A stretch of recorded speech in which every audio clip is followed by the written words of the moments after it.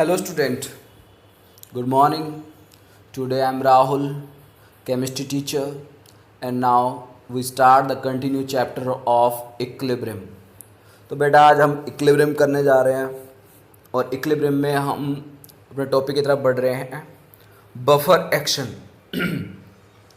कि बफर होता क्या है। मेनली बेटा कई बार क्या होता है जब पीएच, आपको पीएच पता होना चाहिए उसके लिए, तो पीएच अगर नहीं पढ़ा तो आप पीएच देख लीजिए, सुन लीजिए।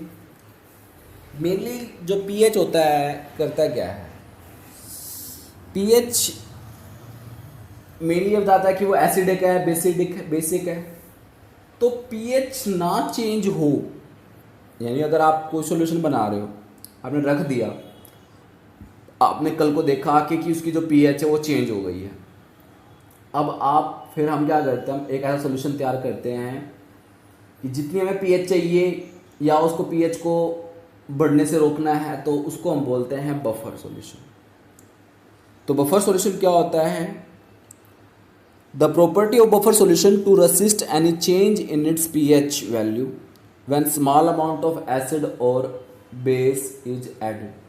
अगर आपने कोई बफर सॉल्यूशन बनाया है, अगर आप उसके अंदर थोड़ा सा एसिड, बेस, ये चीज़ अगर डाल देते हो, ये कंपाउंड डाल देते हो, तो आपका जो सॉल्यूशन की जो एसिड बफर है वो चेंज नहीं होगी, प्रॉपर्टी जो है वो चेंज नहीं होगी। अगर एसिड है तो एसिड रहेगा, बफर है तो बफर रहेगा। अगर आप सिंपल सा कोई, अगर मान लो सिंपल सा एसिड ले लिया, अगर उसके अंदर आप थोड़ा सा एसिड डाला तो इंस्टेंटली उसकी पीएच क्या हो जाएगी, चेंज हो जाएगी, ठीक है। बट यदि आपने क्या किया कि उसमें अगर आपने चेंज किया उसकी प्रॉपर्टी में, तो उसकी प्रॉपर्टी चेंज हो जाएगी। कब? जब आप पीएच डालते हो, पर बफर सॉल्यूशन की पीएच में कोई चेंज नहीं आता, इतना आपने ध्यान रखना है। तो यही है buffer solution, buffer action. The property of a buffer solution to a resist any change in its pH value when small amount of acid और base are added to it are called buffer action. तो दो type के buffer solution होते हैं बेटा। पहला है आपका एसिडिक बफर। एसिडिक बफर क्या होता है? It is a equimolar mixture of weak acid and its salt with a strong base, for example acetic acid and sodium acetate। अगर आप एसिटिक एसिड और सोडियम एसिटेट का जो मिक्सचर करते हो तो बफर बन जाता है, वो एसिडिक बफर बन जाता है जिसकी पीएच लेस देन 7 रहती है, ठीक है। तो एसिडिक बफर क्या हुआ? It is a equimolar mixture of weak acid and it's salt with strong base, for example acetic acid and sodium acetate, ठीक है, जिनकी पीएच क्या होती है, लेस देन 7 रहती है।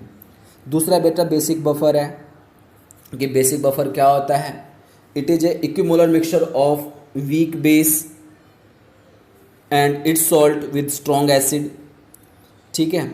अगर वीक बेस ले और उसका जो weak base and it's salt with strong acids के साथ ले, तो जो सॉल्यूशन बनेगा वो आपका बेसिक बफर बनेगा। अब buffer action on acidic buffer पे किस तरह से काम करेगा?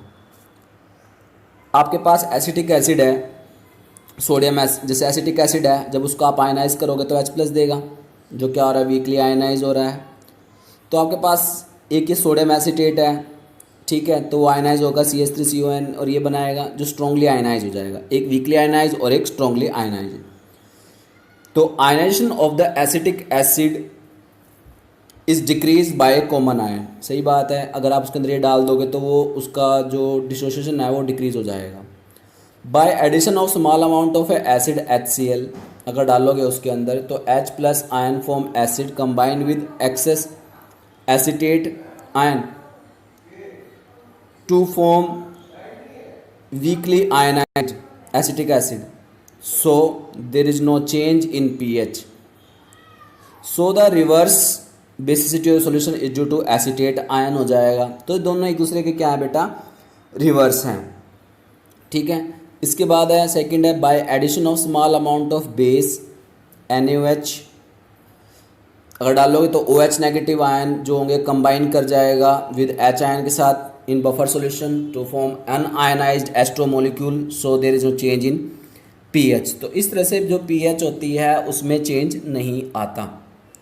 इसके बाद है बेटा नेक्स्ट कि जो बफर एक्शन है वो बेसिक, ठीक है, कि किस तरह से होता है। अभी आपने एसिडिक बफर किया, अब बेसिक बफर कर रहे हैं। जैसे अमोनियम हाइड्रोक्साइड है तो NH4OH नेगेटिव और अमोनियम क्लोराइड NH4+Cl नेगेटिव बनेगा। तो ionization of the NH4OH is decrease by the common, किससे होगा, अमोनियम आयन से।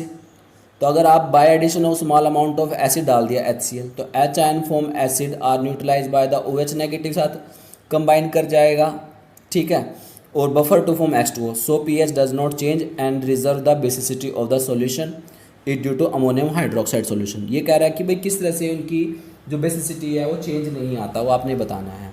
सेम अगर आप बेस डालोगे तो बेस क्या करेगा, by addition of small amount of base OH negative ion form base are neutralize by the ammonium ion presence in a buffer to feebly base ammonium hydroxide बना लेगा। So pH does not change and reserve acidity of solution is due to presence of ammonium ion. इसके बाद है next बेटा, इसके base में numerical आते हैं आपके, calculation of A pH of a buffer solution, जिसको हम बोलते हैं हेंडरसन इक्वेशन बोल देते हैं इसको। फॉर एसिडिक बफर के लिए आपका फॉर्मूला क्या बनेगा, pH equal to pKa plus log of concentration of salt upon acid, और pK को अगर आप कैसे लिख सकते हो, minus negative logarithm of Ka plus concentration of log of salt upon acid. Basic buffer में क्या हो जाएगा बेटा, एसिड की जगह बेस आ जाएगा, pK की जगह pKb आ जाएगा। POH equal to pKb plus log concentration of salt upon base, ठीक है। इसके बाद है आपका कि मोर द Ka वैल्यू और स्मॉलर द pK वैल्यू, जितनी Ka वैल्यू अगर ज़्यादा होगी, अगर स्मॉलर pK वैल्यू होगी, उतना ही हमारा क्या होगा, एसिड जो हो जाएगा वो स्ट्रॉन्ग हो जाएगा, ठीक है। More the Kb value for smaller the, इस तरह से आपने पता लगाना है। इसके बाद आता है सॉल्ट हाइड्रोलिसिस, नेक्स्ट पेज पे बेटा, सॉल्ट हाइड्रोलिसिस क्या होता है कि अगर आपका जो सॉल्ट है वाटर के साथ रिएक्ट करता है और टू गिव दोबारा से आपको एसिड और बेस दे दे, तो उसको हम बोलते हैं रिवर्स ऑफ न्यूट्रलाइजेशन। तो salt plus water acid plus base बन जाएगा। अगर आप salt hydrolysis of strong acid और स्ट्रॉन्ग बेस की करते हो, तो जैसे कि NaCl और Na2SO4, ठीक है, sodium nitrate, potassium nitrate, K2SO4, ये क्या आपके स्ट्रॉन्ग एसिड और स्ट्रॉन्ग बेस के सॉल्ट बने होते हैं, ठीक है। तो NaCl प्लस वाटर तो क्या बना देगा, दोबारा से स्ट्रॉन्ग एसिड स्ट्रॉन्ग बेस बना देगा, और रिजल्टिंग सॉल्यूशन क्या बनेगा, न्यूट्रल बनेगा, जिसकी pH क्या होगी, 0 होगी। The salt of the strong acid and strong base do not undergo hydrolysis, वो दोबारा से मतलब ऐसा नहीं करते, क्योंकि since the solution are almost neutral ही रहता है, दोबारा से एसिड बेस में नहीं कन्वर्ट होता। तो salt of hydrolysis of strong acid and weak base की अगर आप करते हो, जिसमें आप एग्जांपल लेते हो ammonium nitrate, ammonium chloride, ammonium sulphate, copper sulphate plus aluminium chloride. तो यहाँ पे अगर आप अमोनियम नाइट्रेट की हाइड्रोलिसिस करते हो तो आपको क्या मिलता है, ammonium hydroxide weak base plus में स्ट्रॉन्ग एसिड। तो अब रिजल्टिंग सॉल्यूशन क्या होगा, एसिड होगा, क्योंकि स्ट्रॉन्ग एसिड बना हुआ है, उसके अंदर pH जो होगी लेस देन 7 आएगी, तो this is and called the cationic hydrolysis बोलेंगे इसको। Same salt hydrolysis of strong base and weak acid, जैसे सोडियम एसिटेट, ठीक है, sodium carbonate, sodium phosphate, potassium carbonate. जैसे कि आप क्या करते हो, सोडियम एसिटेट जो सॉल्ट है आपका, उसकी आप हाइड्रोलिसिस करते हो तो आपको डिसोसिएशन तो हो जाएगा, ऐसे वीक एसिड और स्ट्रॉन्ग बेस मिलेगा, पर जो रिजल्टिंग सॉल्यूशन होगा वो आपका क्या होगा, स्ट्रॉन्ग बेस होगा, जिसको हम क्या बोलेंगे, एनायनिक हाइड्रोलिसिस बोलेंगे। Okay, yes. इसके बाद है बेटा salt hydrolysis of weak acid and weak base होगा, ठीक है।